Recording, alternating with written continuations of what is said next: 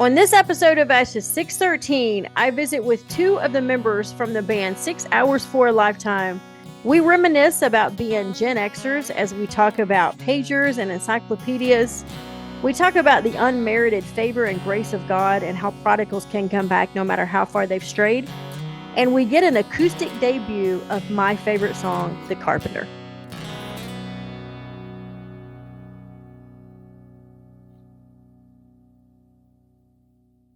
Okay. Hi. Good morning. Good morning. Wow. Hi. How are y'all? Good. Been a mess. Good. I'm glad you got it fixed. Yeah. Us too. Yeah. So where are y'all at? Little town called Chapmanville, West Virginia. Chapmanville. We're south of Charleston. Chapmanville. Yeah. Oh, you're in the mountains. Yes, we're in the hills. Yeah. Perfect. Now, are you guys originally from West Virginia? Born and raised. Yeah. Perfect. So you've been to Boone County, West Virginia then? Oh, it's just right up the road, 10 minutes. Yeah. I've been to Boone County way before anybody knew about Boone County. I'm thinking, well, okay, that's how it is. But I love it up there. It's beautiful. It's absolutely beautiful. Yeah. West Virginia and Eastern Kentucky, probably two of the prettiest places I've ever been. I've been everywhere, and y'all probably have too, but it's beautiful there. So happy Saturday. How's your Saturday going? Well, it started off pretty good till we had all this mess here, and there's no cell service here we're at the church. Okay. And there's no cell service here at the church, so you got to have Wi-Fi. Get here, it's not working. So I got to run out to message you and run back. Yeah. So then we got it working. Good. So, yeah. Okay. So it was just a hectic morning. Yeah. But that's okay. So we're here now, and I was okay. I just got up. I hadn't been up that long. So I was kind of in a rush too. We ran out to get another selfie light and get a cup of coffee, and it was like 9:45, and I didn't have any makeup on. I was like, oh my gosh, I got 15 minutes. I got to be in that Zoom meeting. So it worked out okay for me just to be able to hang out for a minute and drink my coffee, right? Because I was running a little like, I slid in here like crazy woman. Okay, so you have a band called 6 Hours for a Lifetime. Yep. And tell us about that name and who came up with that and why the name. So 6 Hours for a Lifetime it's not only our name, it's kind of our mantra, I guess, between the guys. So we were going back and forth trying to figure out some profound name that we could, sleep on and then kind of unleash to the world that they would be like, oh wow, what a name. And these guys over and over and over come up with these cool names, and for weeks, it was a while. For weeks, and every time that we would come up with a name, it was somebody had already taken it. So you want to tell her about the 6 hours? Yeah, we was on the phone one day, and we get asked this a lot. So right. We was on the phone going over these names. Kevin, who's not able to join us today, he had family things. He family reunion or something where he's from, so he's probably traveling today. But we was on a three-way call, and we've been going over these names, and finally, we're sitting there talking about the name again. Well, what we're gonna call ourselves, and there's a lyric in one of our songs. One More Time. It's on the album. I don't know if you've listened to that song yet or not. Yep. It's in the lyric in the second verse. It says 6 hours of pure agony. And I'm sitting there. I said, guys, what about 6 hours? And I was like, no. He didn't. No. I was like, and then Kevin said, well, what's 6 hours, man? Well, he didn't ask at that moment. But Jamie was no, and then when he said no, I know pull the plug on it. So couple days later, me and Kevin's on the phone. We're at the time we're recording, and I was calling him about something. I was having to send him or something, and we get talking about the name. And then he asked me, he said, the other day, he said, what did 6 hours stand for? I said, well, Christ was on the cross for 6 hours. The last hours of his life, minutes, seconds, the last 6 hours, he was on the cross for, and he got quiet and he said, 6 hours for a lifetime. I said, what'd you just say? He said, 6 hours for a lifetime, for your lifetime, my lifetime. He said he took the place the last 6 hours of his life for our lifetime. Right. I get chills every time I say it. Yeah. Look, I'm gonna try not to cry. Yeah. Yeah. Yeah. And I said, That's awesome. I said, that's it. 6 hours for a lifetime. That's the name. And yeah, okay, Jamie. So I was out of town working and we share this a lot. and he calls me, he says, okay, we got our name. And I'm like, okay. And he tells me, and he said, it's submitted, that's our name. And so I pulled off on the side of the road. I got out, I kissed the ground. The lady in the shop over there was like looking at me like, I walked out. I'm like, I'd like to say thank you that we finally found our name. And no, but it was a relief to say the least. It was, this went on for weeks. right. Yeah. But did you feel like with the other names, you felt like, well, that's pretty good. Well, that's not as good. That's pretty good. But did this one feel like, yes, that's who we are? Oh, I know that the moment he said that, I was like, oh my goodness. Yeah. That's who we are. Yeah. I know the 6 hours, what the 6 hours represented, Right. Yeah, that was, but I did not until that time in my life. And I've been, I got saved August 22nd of 99. That moment in my time, that moment, I was like, holy smoke, what you just said, Kevin, you know what I mean? Right. And sometimes we lose grasp of the cross, we forget. I don't say we forget it, but we do. We take it for we granted. get worried about it. We take it for granted sometimes. We get worried about ourselves sometimes. And we, sadly enough, as Christians, we know we stumble enough, but yeah. Well, yeah, absolutely. I think that we do. Everybody, you just get busy. You don't mean to, but you get busy and life happens and you just push that to the back of your mind. And then somebody reminds you, and that the magnitude of that, the 6 hours of agony for my life, for your life. Yeah, that's incredible. That's an incredible story. I love it. Yeah. I love it. So tell me what are your names? And you're missing a third, right? Tell us. Yes. Well, I'm Jeff. Okay. He's our lead singer. Yeah. And he plays guitar. I'm Jamie, and I play a little bit of guitar and plays a lot of guitar.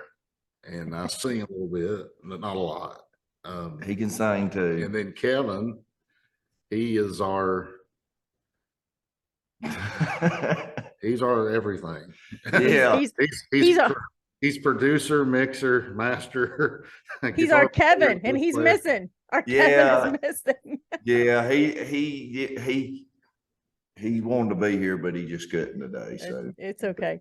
I hate doing this, but we know you want to do this, and he said, "Go ahead, you all go ahead and do it." But Kevin, he is so me and Jeff, we started this journey about 20 years ago.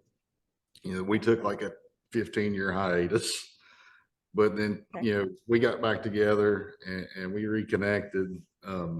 The songs on the album's 20-year-old songs, 20-plus-year-old songs. I don't know if you know that or not. Oh, you guys wrote those 20 years ago. 20 years ago. Before on the album, the songs on the album. Yeah. Right. Then sorry. So how did you guys meet? You've known each other a long time.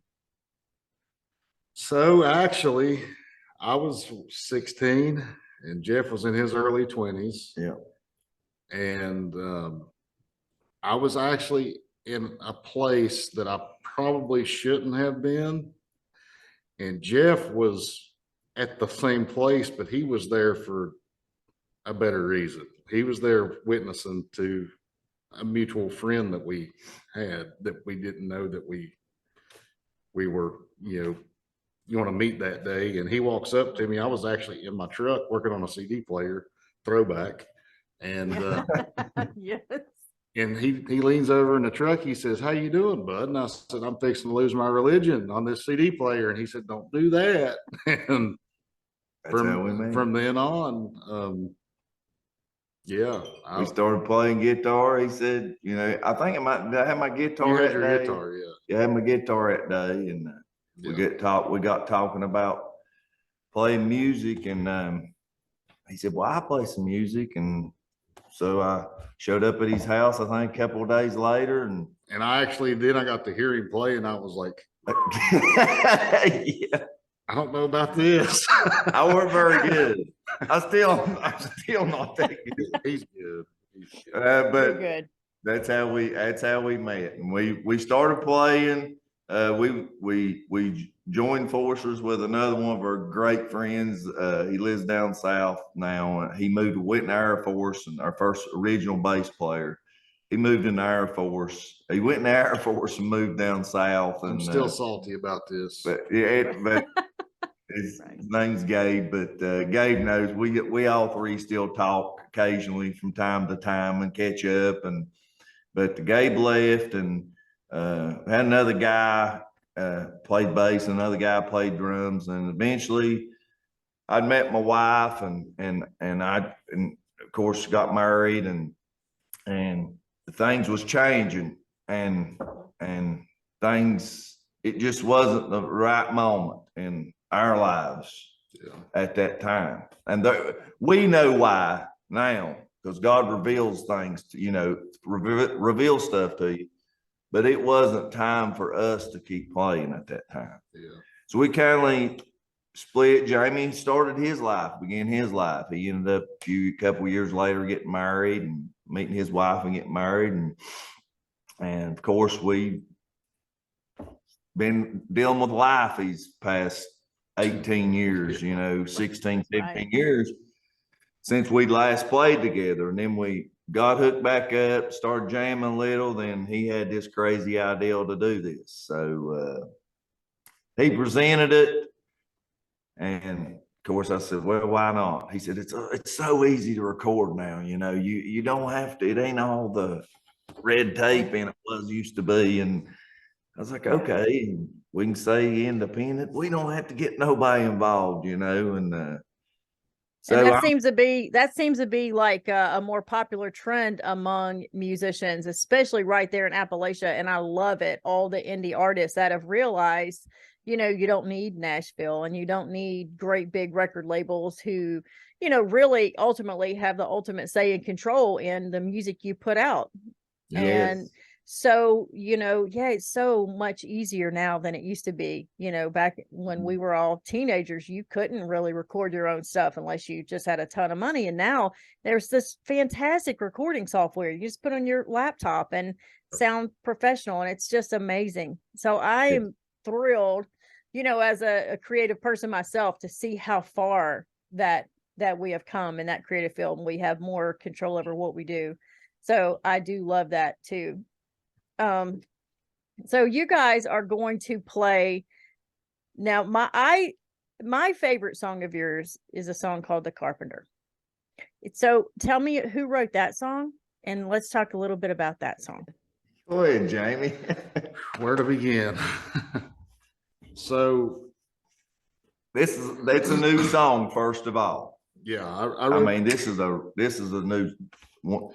So go ahead. I was actually coming back from Memphis, and I had been studying quite a bit about the crucifixion and trying to read every piece of literature that I could find on the internet.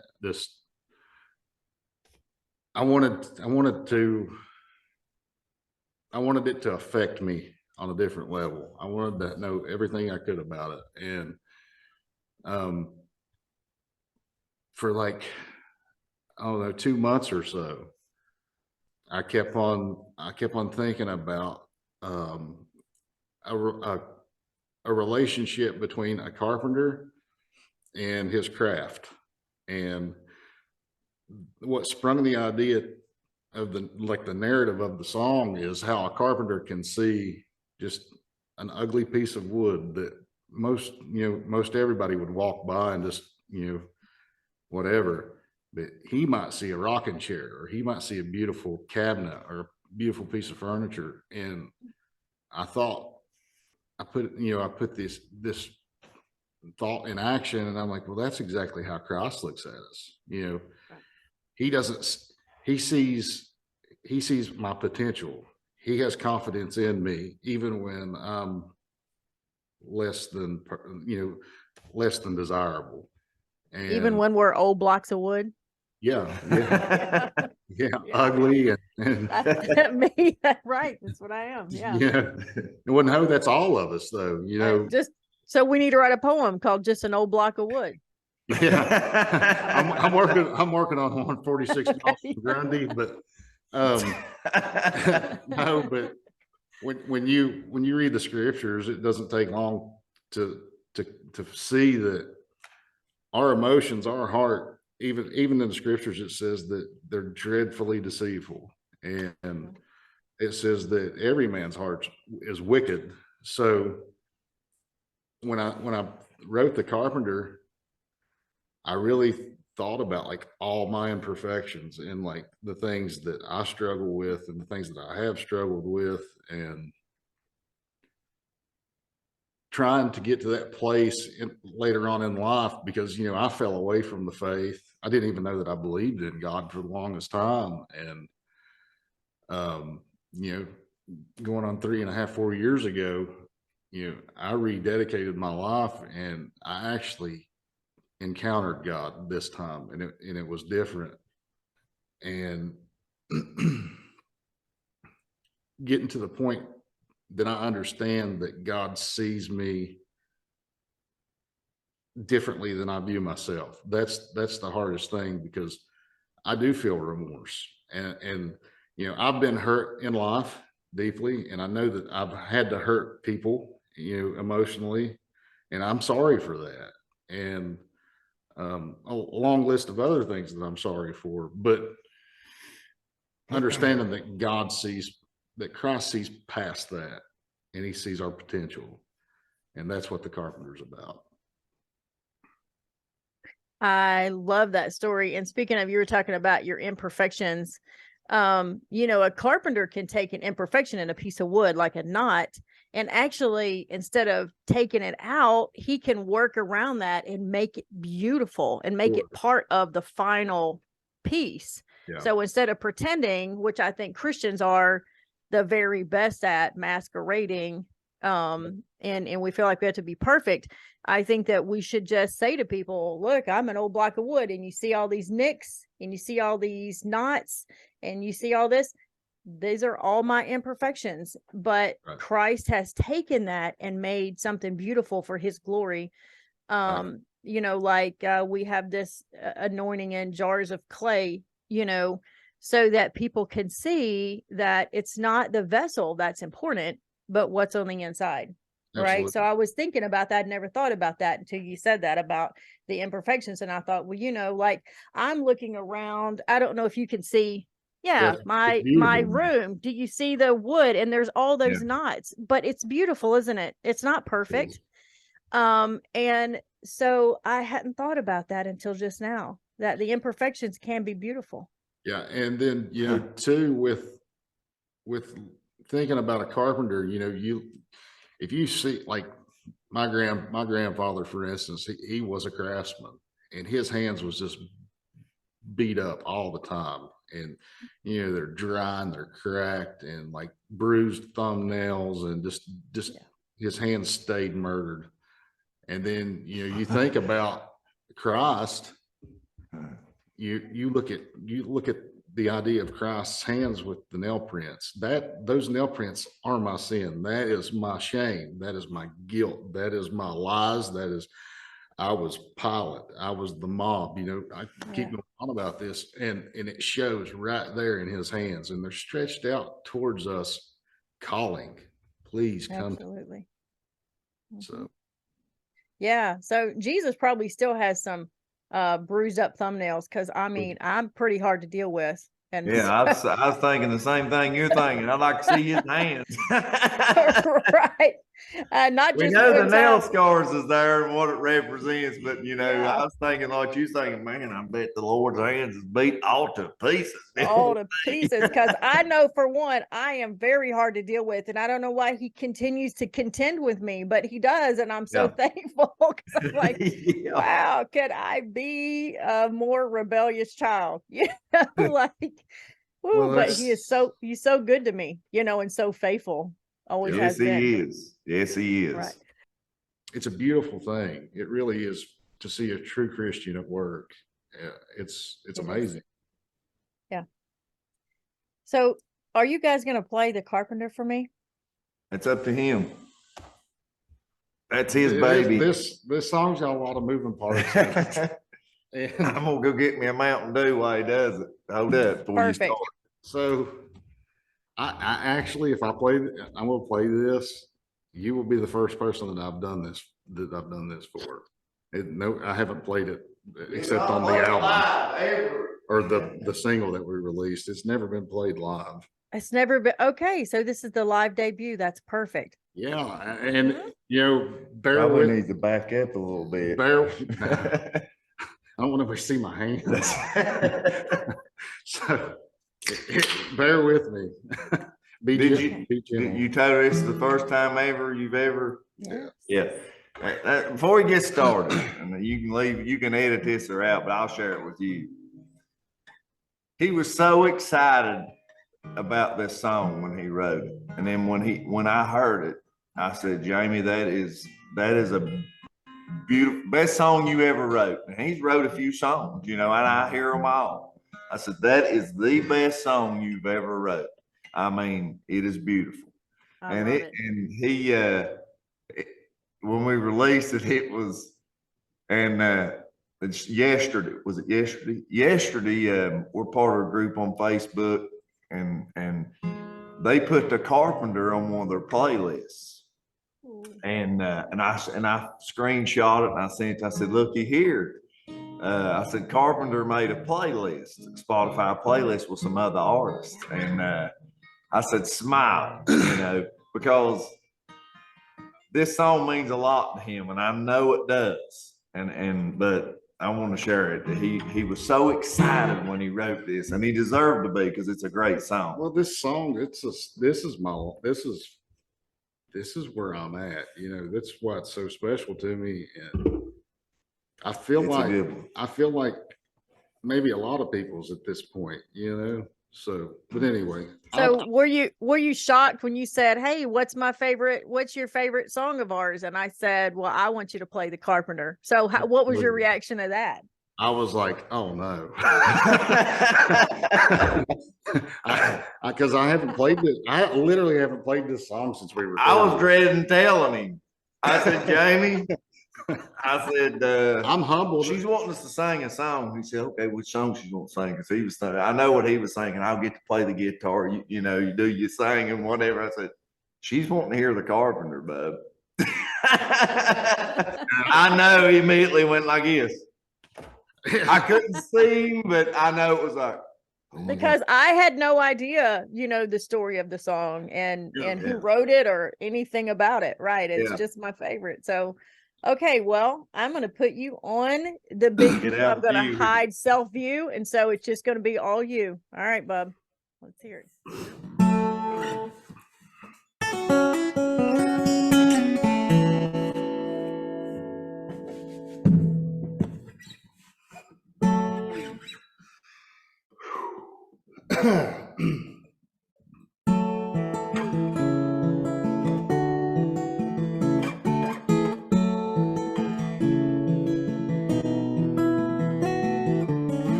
Wish I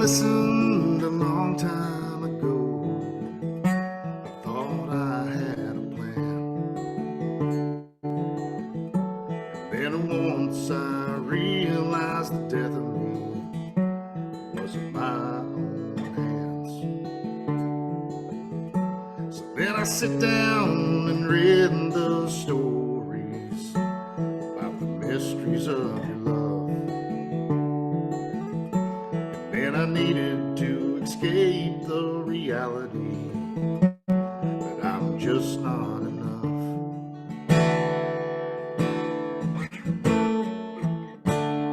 And there lies the mysteries held by his two hands,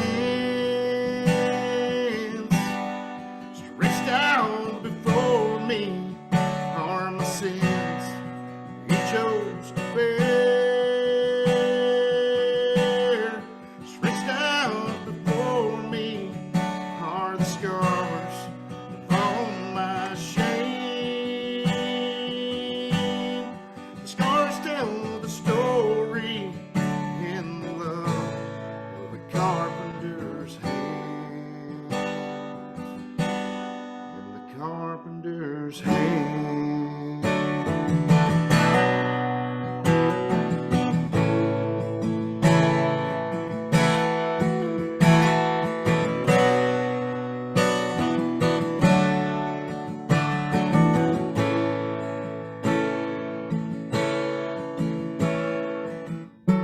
To wear a mask is always difficult, yeah.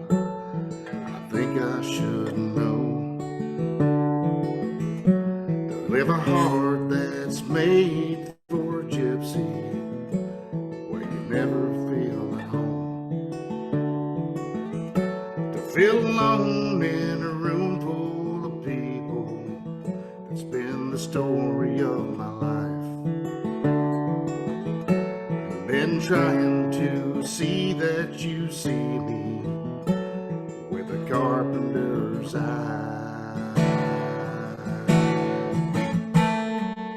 And there lies the mysteries held by his two hands. Stretched out before me are my sins he chose to bear. Stretched out before me are the scars of all my shame. Scars tell the story in the love of the carpenter's hand.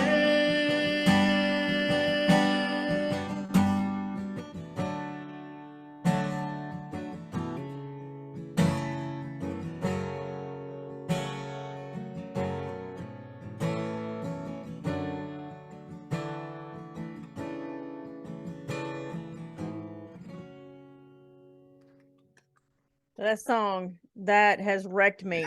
That was everything I could do to keep my composure. How many times can I cry on one single episode of a podcast?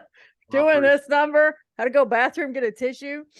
That I was appreciate it. It's very, very kind. It's very humbling for me. I'm glad It's a very spiritual song. It's That's very unique. It's very singer-songwriter. It's very it's why it hasn't blowed up, but I don't know yet. But I'm not saying it ain't. It's time to it'll come. It's time's coming. Tell me, what were some of your musical influences then growing up? What would you listen to? Go ahead. You go first. Well, I started off at a young age being exposed to music, and it was like 70s rock, a lot of Southern rock. And then as I got older, I actually have a love for bluegrass, which he's rolling his eyes right now, but I like bluegrass. But as I was growing up, though, in like my teen years, like I was crazy about grunge rock. I mean, I'm still rocking the 90s flannels, and it's 80 degrees outside. So, but so grunge rock, 90s grunge rock. Give me a couple bands like Nirvana, Stone Temple Pilots. Yes. I still, on occasion, get ready for this. Over here, I'm gonna let you in on a little secret of mine. Will put on in my kitchen and dance around while I'm cooking "Yellow Ledbetter" by There you go. There you go. Yeah. But yeah, then Nothing wrong with that. Right. then I Creed love it. come out and in like the late '90s, mid late '90s, and I heard Mark Tremonti play this style of guitar that I'd never heard before. Right. And usually, like, I could sit down and I could figure stuff out pretty easily, and I could not put my finger on how he was doing what he was doing. So Hmm. back then, I really wasn't into the internet or whatever. So I used like books, like guitar books, to learn this stuff. And Mark Tremonti, he like Creed opened me up to so many different styles of guitar, all these different alternate tunings and stuff like that. And then I just fell in love with their music, and I still do. Like if you look at my phone playlist, it's straight '90s, some early 2000s, but like I'd say that Mark Tremonti is probably my biggest influence, which we haven't done really anything with Not that yet, style not yet. yet. But It's there, but we just ain't released nothing. We're working on one right now we feel that's going to be, yeah, it's pretty cool. yeah, it's going to be a good one. It's using his signature tuning, but Good. I'm yeah, excited. that's kind of where that was my formative years with guitar. How about you, Jeff? What? Well, I'm a '90s baby. He's going to Of course, All of us. I'm 45 years old. I have an older brother that's 6 years older than me, and he lives in Cincinnati, Ohio. He went to college, moved away. We still close. He's like my brother / dad, because my dad had to work 8 days a week. It was 4 of us.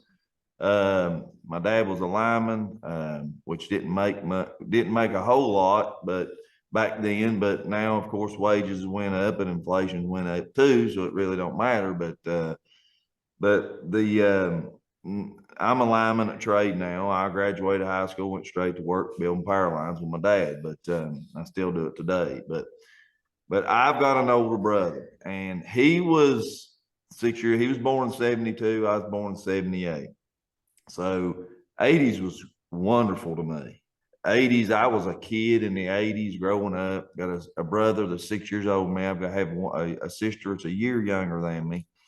And I have a younger brother that's 3 years younger than me. So us three is real close. There's a big gap between me and my older brother.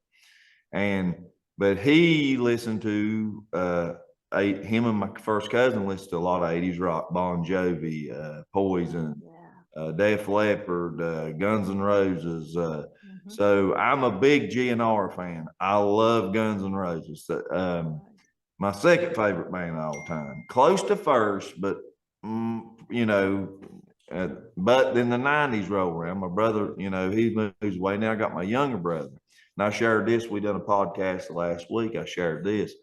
My younger brother comes home one day. He said, with a CD, his buddy at school let him borrow it. He said, "You got to listen to this."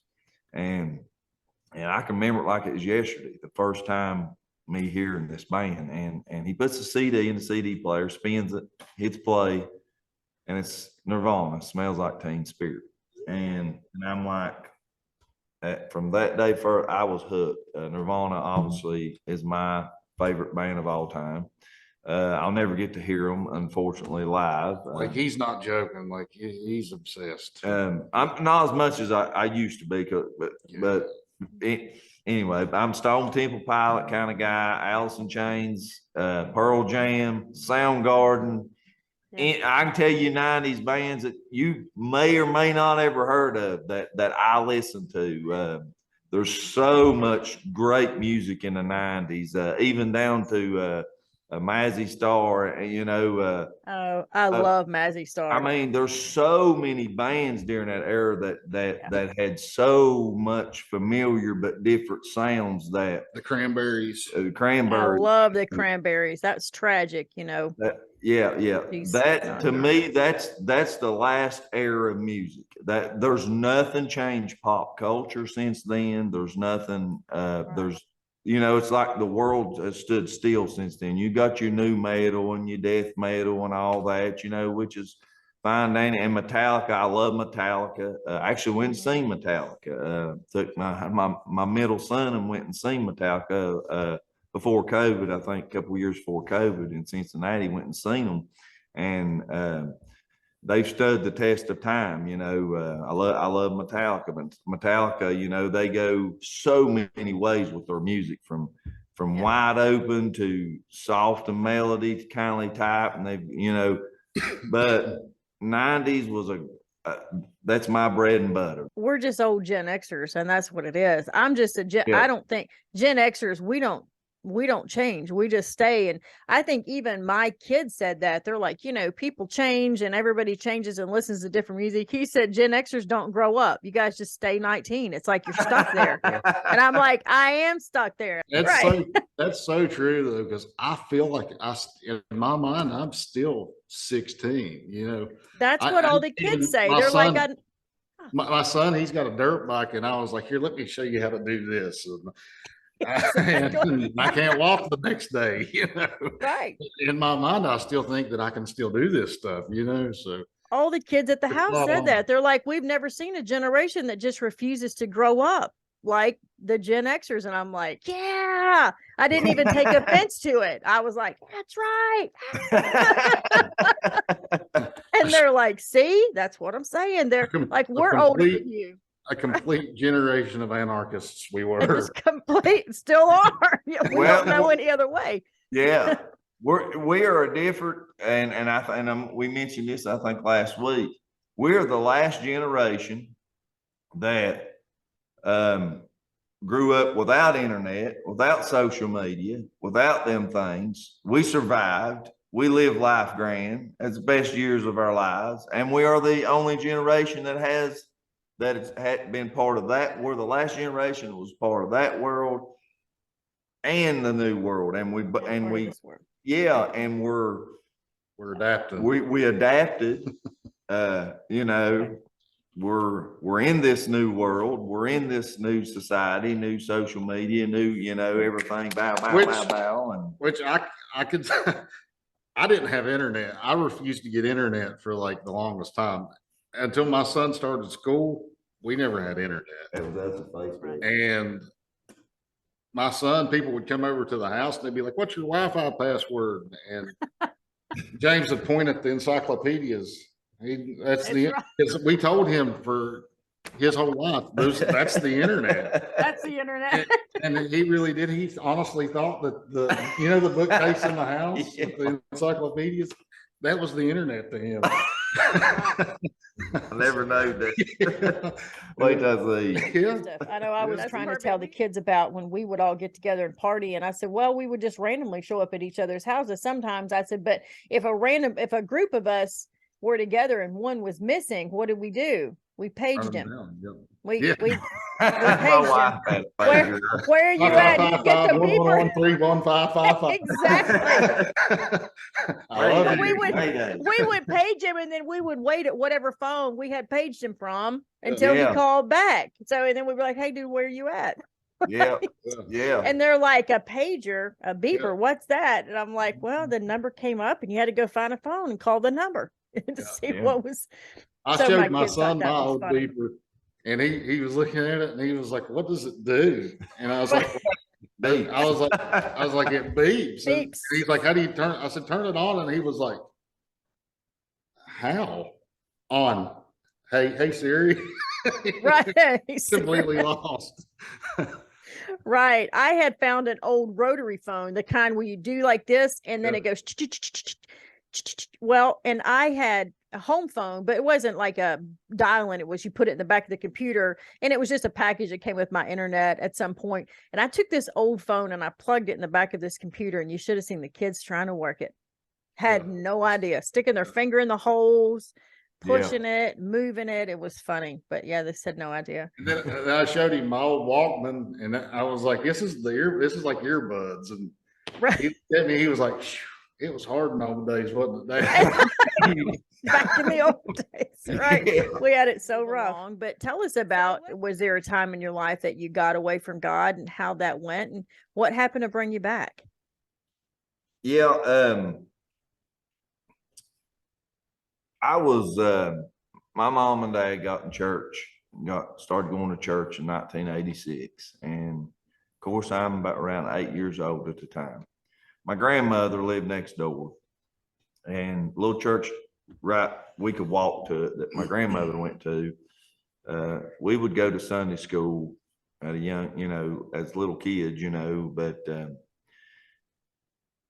that was the gist for church. We'd go to Sunday school with grandma on Sunday morning, and that was it. Till I was about 8 years old when my mom and dad gave their lives to the Lord, and the Lord, saved their lives. And so we started going to a little church not far from the house, and we never missed a service. I mean, Sunday nights, Wednesday nights, revivals. If revivals went 3-4 weeks long, we was there every night, And so I am so grateful and thankful, that my mom and dad, answered the call of the gospel and give their life to the Lord. Because without that happening, I would not be where I am today. And along with my grandmother, she instilled a lot of things in my life because she lived next door. I was over there all the time, and I love my grandmother to death. But I'm trying to sum this up. Around the age of 13, 14, I started, I guess, looking over the fence, I just curiosity kills the cat. And had my first drink of alcohol, I think I was around 14 years old. Started smoking a little bit of pot, around that time period, somewhere in there too. Started smoking a little bit of it, and I just quit going to church. Quit. Mom and dad was when we got certain ages, they left it up to us. They encouraged us still to go, but by 16, I was very rarely going to church, and of course in the high school, by the time I was 17 years old, I was wide open. I was, partying on the weekends, senior year of high school, going into it, drinking, partying, going to parties, doing, smoking my pot, and then started venturing into other drugs. And unfortunately, I really got into drugs. I mean, I love my drugs. I share this at church all the time. I loved getting high, any high. I loved it. I enjoyed it. And it got to the point that it totally controlled my life. My oldest son was born, I was 19 years old. I weren't worth 5 cents at that time. And, but God, I thank God that he was born. I tell him to this day, if he would not been born, I know I'd probably be dead. They done been buried me, because all my friends, most of them's dead and gone now. I have very few that's still alive. And by the time I was 19, 20 years old, I was on a total path of destruction. There's no drug pre-1999 that has not been in this body. I got real heavy into psychedelic drugs, acid. I got real heavy into that. And around 1920, when my son was born, I started falling into, I look back now, it was condemnation. I felt so horrible. I knowed where I needed to be. I knowed right from wrong. But I didn't know whether I was going or coming. I had so many chemicals in my body, from the uppers to the downers to the sidewayers. I didn't know where I was at half the time. They'd be days that, I'd run into people days after, man, you remember you do this, you remember this other night? No, bub, I shortened it. I really don't remember a couple of days here now. But it got to the point that it controlled me. It got to the point that I was wanting to change around 21, 20, 21. I was wanting to change. I know they needed to change. My son was born in 98. This is, he's turning a year old. I haven't, nothing to hardly do with him. I was ashamed of myself. I was ashamed of what I'd become. But it's like I would try to change and I couldn't change. I couldn't drop the drugs. I couldn't quit. I could not, it just like, it was a troubled, wearisome time, and suicidal thoughts, depressed, just didn't feel like living, doubted God. I'd lay many a night just thinking, if there's a God, I know how bad I am. And what I've heard all my whole life, Jesus is coming, he's a coming, he's a coming. I know how bad I am. I know how bad the world is around me at this time. If I was Jesus, I know that I'd done showed up, and things like that was going through my mind, and we got to the point that my mom and me, I told her I needed help. I went and seen a couple of psychiatrists. One tried to put me on some drugs I was trying to get off. And one psychiatrist told me, son, the only thing you need is ask Jesus in your life. She said, that's the only thing going to fix you. And was in jail, in and out of jail a few times. And I was a mess. I was a flat mess. And August the 22nd of 99, May 10th of 99, I'd lost my operators to a DUI. And it's like, got the brakes, it's like life stood still. It's like I needed that. I shouldn't have been driving, drunk, but that needed to happen because my friends, there was no friends around. I was at home, 21 years old. No work, nobody to, weren't seeing nobody, it was showing up, no calls. They forgot about me. No operators, no ride. Life of the party, I'm stuck at home, 21 years old at my parents' house. And from May to August, I got a lot of time sitting thinking. Every Sunday, my mom would ask me, you want to go to church tonight? I'd say, get out of my face. Don't talk to me about that, church stuff. When I'm ready to go to church, I'll go to church. And then the night that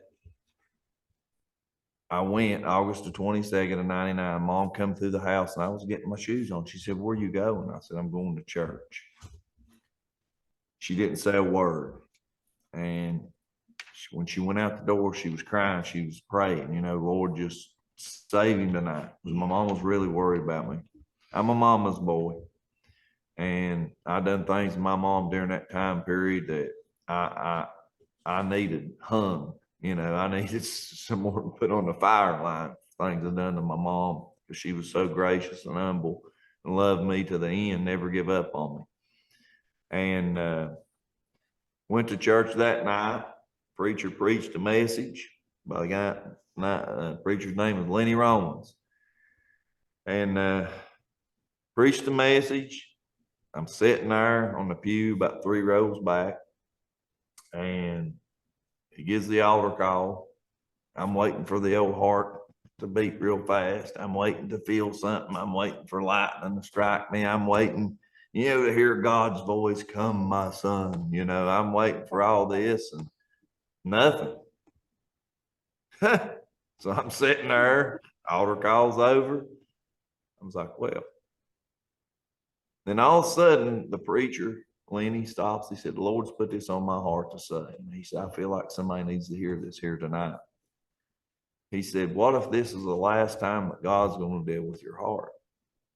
The moment that came out of that man's mouth, my heart started racing 150,000 miles per hour. And at that moment in time, Apostle Paul writes about spiritual gifts. And one spiritual gift is a discerner of spirits. If you read in the book of Acts, when Cornelius and his house was saved, the word of God says when they heard the word, the Holy Spirit come in, set upon them, and it filled them. And they began to speak with tongues and magnify God. The Holy Spirit had come into my heart right then and there. God, I stand at the door and knock. And in that moment of time, something was telling me to move then, to go. He's talking to you. I felt it. I felt it in my heart that he's talking to me right now. I know it. And immediately, there's a little voice in my mind saying, don't you go up there. Don't you go up there. My thoughts was telling me, don't you go up there. You're going to have to give up your party, and you're going to have to give up your drugs. You're going to have to give up all those things. I'm like, wait a minute. I come here tonight because I wanted to change. I wanted to be on that altar. Something's telling me to go, that he meant that for me. And I'm hearing something else that's not me telling me not to go. I knowed right then there was difference between good and evil, the discerner of spirit. The Holy Spirit had come in already. I just had to move. And when I moved, I ran to that altar. It's like, and everybody shares this, and of course mine's the same story. It's like 50 million thousand pounds was lifted off my shoulders. That's exactly. I was free, and I was free indeed. I cried. I didn't know what to pray. I didn't know what to say. All I could say is, God, I'm about to cry now. God, forgive me. That's all I could say. Just save me and help me. That was my prayer when I got saved. God, forgive me, save me, and help me. I need help. And I've never been the same since that day. God saved me, sealed me, and filled me with the Holy Spirit, called me to preach the gospel a couple of years later. I actually pastor a church now. I've been pastoring about 4 years. I evangelized from 21 years old, well, about 23 when he called me to preach till COVID hit. I took pastor of the church that I'm pastoring now. So, yeah, that's my kindly pass to how I got converted to where I'm at now. So that's an amazing story, and kind of like so many others, where God just calls you when you're dirty and then works on cleaning you up later. And I had you said that little voice said, I'm going to have to give up my partying. I'm going to have to give up my rock and roll music. And I had a girl ask me one time, I was telling her about Jesus, and she said, I'd like to be a Christian. I really would. She said, but I don't want to have to give up my rock and roll music and drinking beer, smoking cigarettes. Am I going to have to quit that stuff? And I said, well, that's not up to me. So that's between you and God. That's not up to me. And he will let you know what he needs you to do. I'm just here to tell you that Jesus loves you. But I think that's people's, their fear is giving up that lifestyle, and they don't realize what they get in return. It's C.S. Lewis has a quote that says, now I know I'm going to butcher it. I'm not going to get it right, but it goes something like, we are half-hearted creatures fooling about with drink and sex and ambition, like children making mud pies in a slum, because we have no idea of what is meant by the offer of holiday at the sea. And that quote just floors me. We're like children making mud pies because we don't know what it means if somebody offers us holiday at the sea. And so we don't want to give up. We don't want to get out of that slum and making mud pies. But, because there's a comfortableness in what there just is. There's fear in the unknown. There's comfortableness. That's why people stay in abusive relationships and abusive situations in life. And they stay at jobs that they hate because they fear what they don't know. And, there are so many people that don't know. Now, we can't imagine growing up in Appalachia, because even though it's kind of unknown to us, it's not. It's very known. You knew when you went to church, that feeling, God. But I recently, in the last couple of years of my life, came across a person who was from Los Angeles. And I met a couple people from LA, but we were talking about Christmas, and something got said about Jesus. And this person, very authentically, she wasn't being a smart aleck, looked at us and said, what's Jesus have to do with Christmas? Wow. She meant that. She had no idea. And when we started telling her, she said, are you kidding me? And she thought we were making it up. She had Really? no idea that, right. Wow. So we can't imagine being from Appalachia that there are people that don't know these stories and don't know this feeling and don't know this God and don't know Jesus. We can't imagine, but there are. And so, and there's more comfortableness in their, whatever their lifestyle that they have chosen. They are literally terrified of Christians and terrified of Jesus. And when you come out into the world outside of the southern and the southeast part of the United States, there are people who are terrified of us. Mhm. They're terrified of Christians, and I can't imagine that. And Most I struggle with that. Most humblest people in all reality, we are on planet Earth. Yeah, right. Yeah. So, okay, Jamie, how about your story? What have you said something about that you maybe didn't even believe in God at one point? Oh, I Didn't know straight what up, you believe. I did not believe in God. I was, from a young age, I went to church, just like most everybody, from this area. Um, my parents didn't go to church, but my uncle took me to church, and I never missed a Sunday. I never missed a Wednesday, and um, and they were the old fashioned Pentecostal, just hellfire and brimstone every message, and um, I mean, just looking back on it now, like at such a young age, like I was even then like trying to process what was going on here. Mm-hmm. And I'm not throwing off on any denomination or anything like that. I'm just saying, like, trying to understand that approach to the gospel at that young of an age, it was just like it was a lot to take in. Right. And so fast forward a couple of years, my mother, she ends up giving her life to the Lord, and we start going to church regularly, as a family. And I had questions, but at the same time, like I was willing to accept the gospel. You know what I mean? I was willing to accept it as truth, but I would lay in bed at night and I would like 1 and 1 equals 2, and like this is not 1 and 1. Right. And just over 7 or 8 years, I just got to the point to where I wasn't even for sure, and I met this guy, and he had something about him that was completely different from anyone that I'd ever met. And I joke about it, and I say that Jeff kept me honest in my teen years, and he did to a certain extent, because I looked up to him. For one, he had a job, he had a nice truck, he had a charisma about him that was very welcoming, and he genuinely wanted to be around me. And I hadn't really ever had that before in my life. So naturally, I was drawn to him.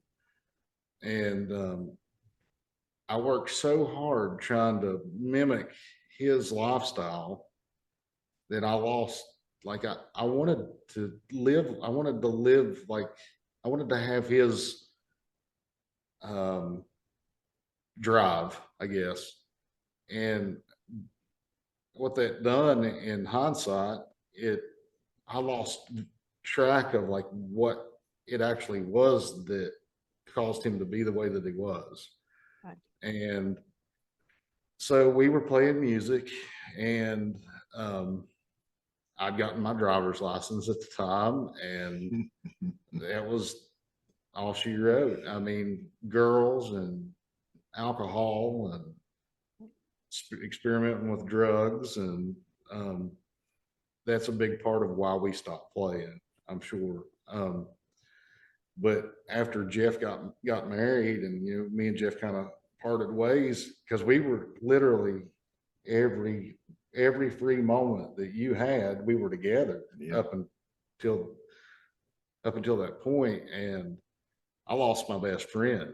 But it was because of me. It wasn't him, it was me. I was the one that separated it, and I know that now. So at that point, I stopped going to church, and I just I'd come to the conclusion that it just didn't add up. And for, gosh, the better part of 10 years, like I was a straight up atheist, and I was my own God. I did what I wanted to do when I wanted to do it. My thought process was, you make the life that you live. I was consumed with work. That was my whole ambition in life, was to make as much money as what I could, and put as much back as I could. And I completely just disavowed the faith. And in my efforts to prove it wrong, just like in the Carpenter, it says, I sit down and I read the stories about the mysteries of your love. I got my hair standing up. I got to the point in my life, there were some things that happened, and like I had nowhere to go but to look up. And I really didn't believe it, for one, but at the same time, like that was the only thing that I know to go to. Right. And so I started studying, and I really did. I studied hard in efforts to prove myself wrong, or to prove it wrong. And one night on my couch, my wife, because I was married at this point, and my wife, she looked at me, and I could see it on her face. She had been going to church a bit. And I looked at her and I said, I think that we should get saved. And we sat on our couch in this little rinky dink house that you could see through the floors in, that we was renting. And we were so happy at that time too. We had nothing. And we sat on the couch, and she held my hand, and we prayed there on that couch that night. And I did receive salvation that night. I honestly do believe that I did. But there was so much going on in my life. We were going to church, and the church, there was some church hurt there. The church split up, and it caused me to kind of take a few steps in the wrong direction. And I'm not going to say that I turned away from the faith, but I wasn't like being productive with my faith, if you know what I mean. Like it was a dry season in my life. I wasn't going to church much. And it just got to where I needed to reevaluate my position with God. And like I said, going on 4 years now, I repented, and I experienced God on a different level. And now, I tell this to people all the time. I can't tell you for certain that I'll make the mark. I'd like to say that I know for certain, but I don't know what tomorrow holds. But if I can just help one person find their way, then my life will have meant something, whether or not I meet the mark in the end. And my whole position in life now is just to tell people about Jesus. That's all that I want to do. And unfortunately, we still have day-to-day jobs, and Right. I would like to get to the point to where this is what I do. Like, I want to tell people about God and what God done in my life. And like I said, I think that that's our purpose, and that is the human condition, is to promote the foot of the cross. Yep. Right. Well, that's amazing. I love that you prayed right there on that couch. And I think that's important for people to realize that that's amazing. The two of you, the contrast there, where, you went to church and you felt God calling you to that altar, and so many people, and you felt 50,000 pounds lift off you. And I've had that feeling, and that's amazing. But then the other story, I felt God come into that little house, with the floors that you could see through, and right there on that couch, with the blue light of the TV in the background. And we asked, Christ into our hearts. I think it's important for people to know it doesn't matter where you're at. You could be in a cardboard box under a bridge. Yeah. You could be at the Sheridan Hotel in New York City. It doesn't matter. When you could be at church, there's nothing wrong with being at church and getting saved at church, but you don't have to be. I think You that know. I think that there's a misconception about church because for so long it's been the practices. You go to church, you go to the altar, you get saved. But what we forget sometimes is that God dwells in the heart of man. The church is just a building. So, if church, I'm not saying that don't go to church. You need to go to church. Like, that's important. But what I'm getting at is getting to the point to where that you have no other way. That is what God, that is God. That's what deals with you, is that moment, that pivotal moment in life to where you don't have anywhere else to go. And knowing that without your submission to the call, that it's destruction, it's death at my own hands, just like in that song. And truly that's where I was at. So you can find God anywhere. And people misconcept that, as Jamie said, you got to go here, you got to do this, you got to do that. No, if you hear the gospel, Paul said, I'm not ashamed of the gospel of Jesus Christ, for it's the power of God unto salvation. Jesus, him crucified, buried, died, buried, resurrected in 3 days. That's the gospel. You believe that, you can be saved. There's no strings attached. That's the plan of salvation. Moving yourself down as a little child, and believing it, with moving on your faith, believing the substance of things hoped for, but the evidence of things not seen. That's God's everywhere, though. He is everywhere. We need to. So I want to say to people, because I don't want to mislead people about your music. That song that I had you play, and that Jamie played acoustic, and you played for me. I didn't have you play, but Jamie played for me. Was kind enough. That was acoustic. That's not necessarily the type of music people are going to hear when they look up 6 Hours for a Lifetime. No. Okay. We let's talk about that. I don't want to mislead people. Right. It's not that it's not fantastic, but it's just not that. Like, right. I like singer songwriter music. Like, I love like indie folk and beard folk and like. Yeah. Indie folk is my favorite. That's who I am. That's probably why I picked that. That's why that's my song. Yeah. Yeah. So like I draw to that as well, but also there's that 90s grunge that it's like medicine to me. So Jeff, he's the lyricist. Like, God deals with him in a way that I can't even wrap my mind around. The way that he can convey a message in song, it's just second to none. I mean, it's really unbelievable that we can do what we can do. I can, like, a lot of the music that you hear that we've released, like the singles and the album, what have you. Like, I composed a lot of the music. Jeff might have had a melody, and because he writes his words to a melody, and then he'd bring it to me, and then I'd hash it out and be like, well, this would be cool if we done this or that. We need a break here. Can you come up with a break? Like, a lot of the music is a lot heavier than what the Carpenter is. Yeah. But there's that avenue of music is also needed too. Absolutely. And I love it. But at the end of the day, God deals with the sick and the afflicted. Like, that's why Christ come here. It was to mend the broken.